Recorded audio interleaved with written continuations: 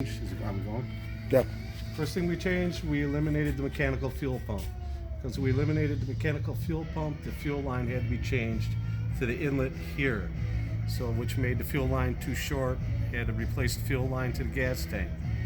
From there, it goes to the fuel pump. Fuel pump I mounted down here where the old pump used to be mounted. Comes out here, comes back up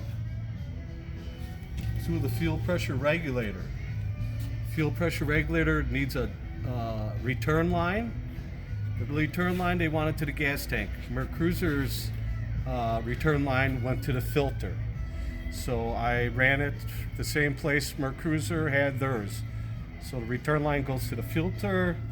So it comes out the fuel pressure regulator, comes down here, up to the filter. This was the fitting that he had supplied me with, which was number 8 line.